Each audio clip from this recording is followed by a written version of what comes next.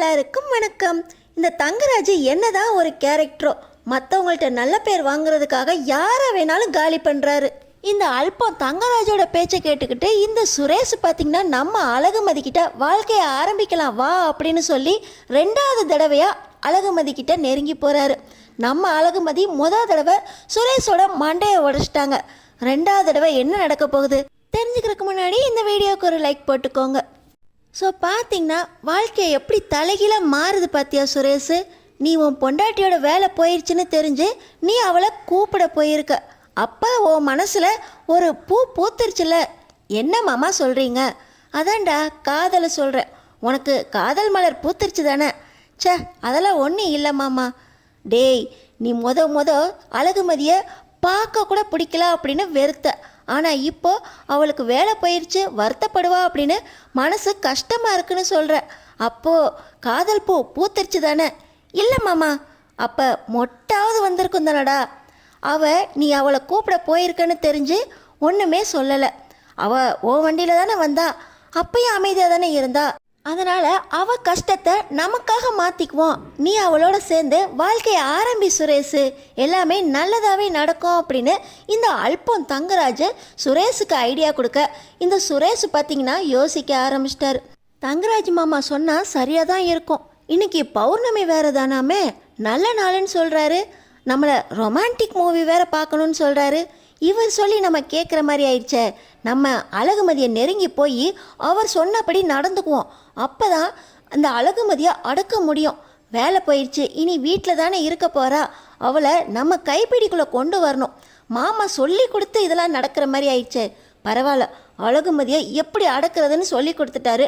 நம்ம அதை செஞ்சு காட்டி மாமா கிட்ட நல்ல பேர் வாங்கிடுவோம் அப்படின்னு இந்த லூசு சுரேஷ் பார்த்திங்கன்னா நம்ம அழகுமதி ரூமில் தூங்குறதுக்கு வந்திருக்கிறப்ப உள்ளே போகிறாரு. உனக்கு வேலை போயிடுச்சுன்னு வருத்தப்படாத. எனக்கு வேலை போயிருந்தப்ப எந்த அளவுக்கு வருத்தப்பட்டேனோ அதே நிலைமையில தான் இப்போ நீயும் இருக்குன்னு எனக்கு தெரியும். அதனால் கண்டிப்பாக உனக்கு மறு வேலை கிடைக்கிற வரைக்கும் நீ அமைதியாக இரு. எல்லாத்துக்கும் ட்ரை பண்ணு, நல்லதாகவே நடக்கும் அப்படின்னு சுரேஷ் சொல்ல நம்ம அழகுமதியும் சரி அப்படின்னு சொல்கிறாங்க. நான் உன்னை கூப்பிட வந்தப்ப நீ ரொம்ப அப்செட்டாக இருந்த, சாப்பிட்லன்னு சொன்னேன். சாப்பிட்டியா மதி அப்படின்னு நம்ம அழகுமதி பக்கத்தில் நெருங்கி போகிறாரு சுரேஷ். நம்ம அழகுமதி, மலரக்கா என்னை வற்புறுத்தி சாப்பிட வச்சிட்டாங்க.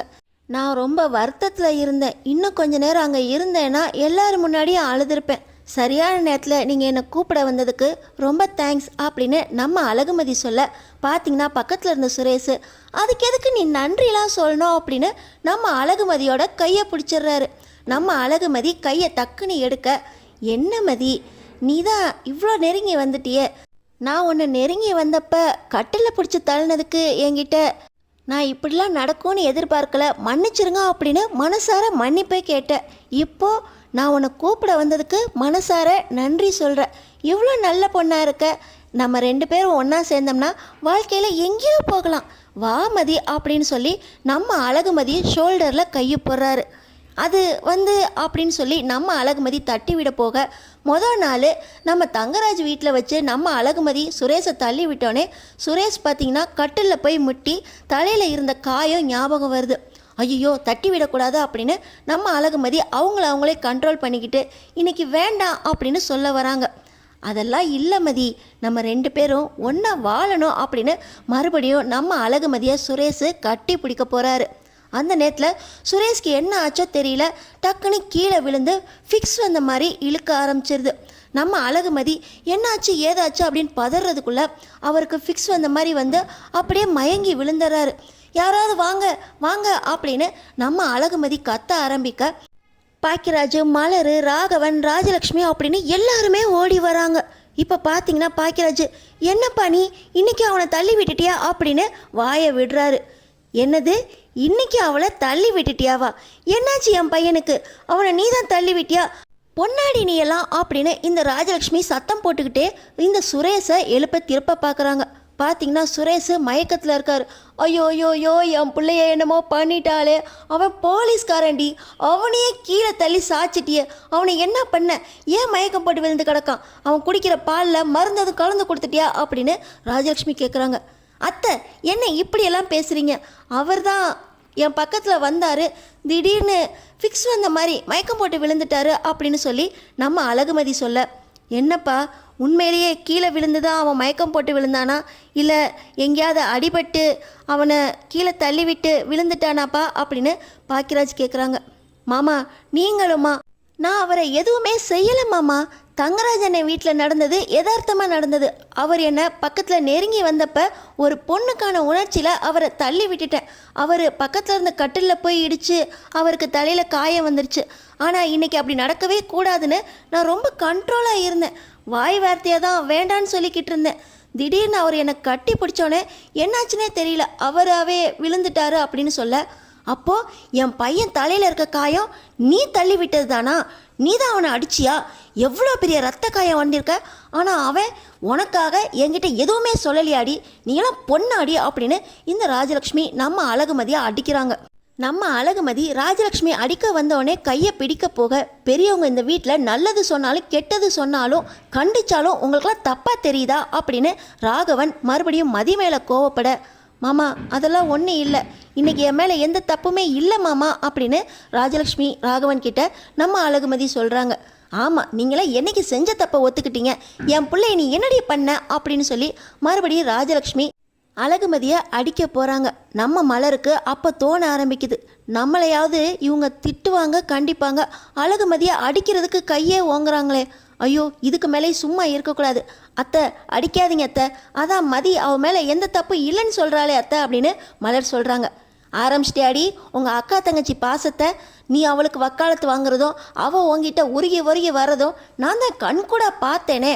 அவகிட்ட கற்றுக்கிட்டு தான் பூஜை அறையில் உட்கார வச்சுக்கிட்டு நீ என்னென்ன கேள்வி கேட்ட, ஆனால் ஒன்றுமே நடக்காத மாதிரி சரிங்க பாக்கியராஜ் அப்படின்னு என் பிள்ளையவே பேர் சொல்லி கூட்டவதானே நீ அப்படின்னு இந்த ராஜலக்ஷ்மி மலர்கிட்ட எகிற போக, அத்தை நீங்கள் அவங்கள்ட்ட எதுவும் சொல்ல வேண்டாம், என் மேலே தான் தப்பு, ஆனால் இவரை நான் இன்றைக்கி எதுவுமே செய்யலை அத்தை, நேற்று நடந்தது வேணாம் தெரியாமல் நடந்திருக்கலாம், இன்றைக்கி இவர் திடீர்னு மயக்கம் போட்டு விழுந்துட்டார், முதல்ல ஆம்புலன்ஸை கூப்பிடுங்க அத்தை, அவருக்கு இன்னும் மயக்கம் தெரியல அப்படின்னு சொல்லி நம்ம மதி பார்த்திங்கன்னா ஆம்புலன்ஸுக்கு கால் பண்ண போக, என் புள்ள ஆம்புலன்ஸுக்கு கூட்டிகிட்டு போகிற அளவுக்கு பண்ணிட்டில, உன்னையெல்லாம் சும்மாவே விடமாட்டேன், நீ இந்த வீட்டை விட்டு கிளம்புடி அப்படின்னு சொல்லி இந்த ராஜலக்ஷ்மி மதியை வீட்டை விட்டு கிளம்ப சொல்லி அடிக்க போக, அத்தை முதல்ல இவருக்கு என்ன ஆச்சுன்னு பாருங்கள், ஆம்புலன்ஸ் வரட்டும், ஆஸ்பத்திரியில் சேர்த்ததுக்கப்புறம் என்னை பார்க்கலாம் அப்படின்னு சொல்லி மதி சொல்கிறாங்க.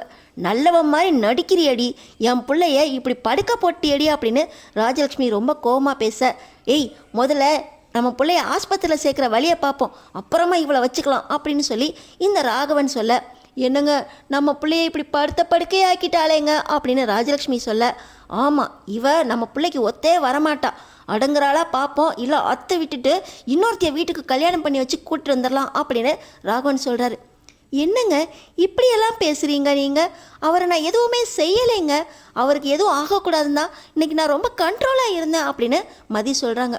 நீ கவலைப்படாதப்பா, அவங்க ஏதோ பையனுக்கு ஆயிடுச்சுன்னு உணர்ச்சி வசப்பட்டு பேசுகிறாங்க, அவனுக்கு என்ன ஆச்சுன்னு நம்ம பார்ப்போம், நீ ஆம்புலன்ஸ் கால் பண்ணிட்டியாப்பா அப்படின்னு பாக்கியராஜ் சொல்கிறாரு. கால் பண்ணிட்டேங்க, இன்னொரு 10 நிமிஷத்தில் ஆம்புலன்ஸ் வந்துடும் அப்படின்னு நம்ம மதி சொல்ல, பார்த்திங்கன்னா சுரேஷை சட்டையெல்லாம் ஒழுங்கு பண்ணி ஆம்புலன்ஸில் ஏற்றி கூட்டிகிட்டு போகிறாங்க. ஹாஸ்பிட்டலில் ஐசியூவில் வச்சு நம்ம சுரேஷ்க்கு ட்ரீட்மெண்ட் நடந்துக்கிட்டு இருக்கும்போது கூட நம்ம மதியை இந்த ராஜலக்ஷ்மி ராமையும் சும்மாவே இருக்க விட மாட்டுறாங்க. நீ எல்லாம் பொண்ணா, என் பிள்ளைய நெருங்கி கூட வர விட மாட்டேங்கிற, கல்யாணம் ஆகி இத்தனை மாதம் ஆச்சே, அவன் ஆம்பளடி, அவன் எப்படி அமைதியாக இருப்பான், அவளை நீ அடக்குறியாடி, அவனை நெருங்க கூட விட மாட்டியா அப்படின்னு ரொம்பவே தப்பு தப்பாக பேச, இது ஹாஸ்பிட்டல் அமைதியாக இருங்க அப்படின்னு நம்ம மதி சொல்கிறாங்க. நீ சொல்லி நான் கேட்கணுமா அப்படின்னு சொல்லிக்கிட்டு இருக்கும்போதே டாக்டர் வந்துடுறாங்க. இது ஹாஸ்பிட்டல் நினச்சிங்களா, என்ன நினச்சிங்க, அவர் எப்படி மயக்கம் போட்டு விழுந்தாரு அப்படின்னு டாக்டர் விசாரிக்க, எல்லாம் இவளால் தான் வந்தது அப்படின்னு ராஜலக்ஷ்மி கம்ப்ளைண்ட் பண்ண, இப்போ பார்த்தீங்கன்னா டாக்டர் உள்ளே போகிறாரு.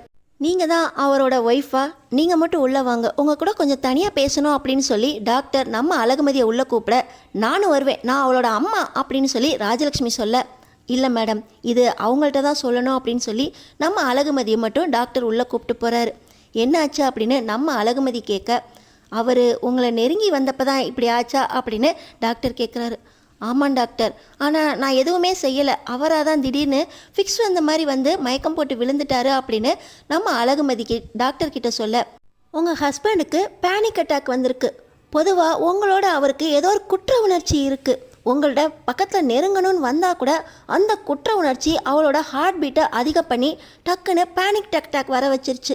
அவருக்கு மூளைக்கு போகிற ரத்தம் குறைஞ்சதுனால இந்த பேனிக் அட்டாக்னால அவரால் எந்திரிக்க முடியல. அவரை கொஞ்சம் கொஞ்சமாக தான் இதுலேருந்து ரிலீவ் பண்ண முடியும். அவங்க பொண்டாட்டியான உங்களால் தான் ரிலீவ் பண்ண முடியும். அவர் உங்களோட முதல் முறையாக இப்போ தான் நெருக்கமானாரா அப்படின்னு டாக்டர் கேட்குறாங்க. ஆமாம் டாக்டர், ஏற்கனவே எங்கள் 2 பேருக்கும் இடையில மோதல் சண்டை இதெல்லாம் அதிகமாக இருந்துச்சு. குடும்ப சூழ்நிலை காரணமாக கல்யாணம் நடந்துருச்சு. அவர் என்னை நெருங்கி வந்தார், ஆனாலும் இப்படி ஆயிடுச்சு திடீர்னு அப்படின்னு சொல்ல, அவரை நீங்கள் திடீர்னு இந்த மாதிரி உணர்ச்சி வசப்பட வேண்டாம். கொஞ்சம் கொஞ்சமாக அவரை உங்களை நெருங்க விடுங்க. இதுவே சகஜமாகி அதுக்கப்புறம் ஒரு நாள் இது தானாகவே நடக்கும். அவர்கிட்டையும் இதுக்காக நீங்கள் வற்புறுத்தாதீங்க. அவரும் உங்களை வற்புறுத்துகிற சூழ்நிலையை கொண்டு வராதீங்க. 2 பேரும் ஒருத்தருக்கு ஒருத்தர் நட்போட பழக ஆரம்பிங்க. ஒருத்தருக்கு ஒருத்தர் விட்டு கொடுத்து போங்க. அப்போ தான் உங்களுக்குள்ள அந்த பாசம் புரிதல் வந்து கொஞ்சம் கொஞ்சமாக அவர் உங்களை நெருங்கி வந்து அதுக்கப்புறமா இந்த கூடெல்லாம் ஒன்றாவே சகஜமாக நடக்கும் அப்படின்னு டாக்டர் சொல்கிறாரு. அவருக்கு இப்போ ஆபத்து எதுவும் இல்லையே அப்படின்னு மதி கேட்க, நிச்சயமாக ஆபத்து எதுவும் இல்லை. அவரை உடனே உங்களோட கூட விடாதீங்க. கொஞ்சம் கொஞ்சமாக மெதுவாக அவரோட நட்போட பழகி அதுக்கப்புறமா கொஞ்சம் கொஞ்சமாக நெருக்கம் உருவாகி நீங்கள் இயற்கையாக இது போல் அவர் மனசில் இருக்க பயம் குற்ற உணர்வு எல்லாம் போச்சுன்னா எல்லாமே தானாக நடக்கும் அப்படின்னு டாக்டர் சொல்கிறாரு. டாக்டர், வெளியே என் ஹஸ்பண்டோட ஃபேமிலி இருக்காங்க. அவங்க ஏற்கனவே ரொம்பவே பயந்து போயிருக்காங்க. இதை அப்படியே அவங்கள்ட்ட சொல்ல வேண்டாம். அவருக்கு சாதாரணமாக தான் மயக்கம் வந்துச்சுன்னு சொல்லுங்கள். இனிமேல் நான் என் ஹஸ்பண்ட் கிட்ட ஒழுங்காக நடந்துக்குவேன். அவரை இந்த மாதிரி எக்ஸைட் ஆகிற அளவுக்கு நான் நடக்க விட மாட்டேன். அவரை பத்திரமா பார்த்துக்கிறேன் அப்படின்னு நம்ம அழகுமதி சொல்கிறாங்க. நீங்கள் எதுவும் வேலைக்கு போகிறீங்களா? உங்கள் ஹஸ்பண்ட் என்ன வேலை பார்க்குறாரு அப்படின்னு டாக்டர் கேட்க, அவர் போலீஸ் இன்ஸ்பெக்டராக இருக்காரு அப்படின்னு சொல்ல, இவ்வளோ தைரியமானவர் உங்ககிட்ட நெருங்குறப்ப ஏன் குற்ற உணர்ச்சியோடு வந்தார் அப்படின்னு டாக்டர் கேட்க, அது வந்து டாக்டர் அப்படின்னு நம்ம மதி இழுக்க, சரி அது உங்கள் பர்சனல். இனிமேல் 2 பேரும் நட்போட பழக ஆரம்பிங்க. கொஞ்சம் கொஞ்சமாக எல்லாமே சாதாரணமாக நடக்க ஆரம்பிச்சிடும் அப்படின்னு சொல்லிட்டு இப்போ ஃபேமிலி எல்லாத்தையுமே டாக்டர் உள்ளே கூப்பிட்டு, அவருக்கு சாதாரண மயக்கம்தான், எல்லாரையும் எந்த தொந்தரவும் ஏற்படலை, நெத்தியில் ஒரு காயம் இருந்துச்சு, அதுக்கும் ட்ரீட்மெண்ட் கொடுத்துருக்கேன் அப்படின்னு சொல்லி டாக்டர் சொல்ல, எல்லாம் இவளால் தான் டாக்டர், இவ தள்ளி விட்டு தான் என் பிள்ளைக்கு அந்த நெத்திலையும் காயம் வந்துச்சான், அது இந்த பாதகத்தி இப்போ தான் சொன்னான் அப்படின்னு ராஜலட்சுமி சொல்ல, மேடம் இது ஹாஸ்பிட்டல், இங்கே கத்தக்கூடாது, சண்டை போடக்கூடாது, நான் எல்லாத்தையுமே மதிக்கிட்ட சொல்லிட்டேன், நீங்கள் அவங்கள்ட்ட கேட்டுக்கோங்க, இது மாதிரி இனிமேல் மயக்கம் வராது அப்படின்னு சொல்லி டாக்டரும் அவங்க ஃபேமிலிக்கு தைரியம் கொடுத்துட்டு மதிக்கிட்ட சொல்ல வேண்டியதையும் சொல்ல, நம்ம மதி இனிமேல் சுரேஷ்கிட்ட நல்லபடியாக நடந்துக்குவாங்களா. சுரேஷுக்கு இந்த மாதிரி பேனிக் அட்டாக் மறுபடியும் வராமல் இருக்கணும்னு நம்ம அழகுமதி சுரேஷ்கிட்ட நல்ல முறையில் இனிமேல் பழக போகிறாங்களா. அடுத்தடுத்து சுரேஷுக்கும் நம்ம அழகுமதிக்கும் நெருக்கம் உண்டாகிறது நல்லா இருக்கும் அப்படின்னு நினைக்கிறவங்க நம்ம சேனலுக்கு சப்ஸ்கிரைப் பண்ணி அடுத்தடுத்து என்ன நடக்க போகுதுன்னு பாருங்கள்.